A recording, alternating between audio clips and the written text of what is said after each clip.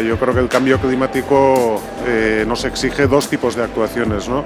La primera, evidente, la de tomar aquellas medidas que eviten que el cambio climático vaya a más, eta bestea saiestu ezean nola prestatu behar geran, horrelako egoera baten aurrean. Orduan Donostiak horretan badauka ibilbide bat, 2014an konpromisoa hartu zuenetik ekin zion hain zuzen ere plangintza egiteari, bertan 4 gertakari nabarmentzen dira, aurre egin beharrekoak Donostiaren kasuan, 31 ekintza zehatzekin eta horiek azaltzera gatoz gaurkoan hona.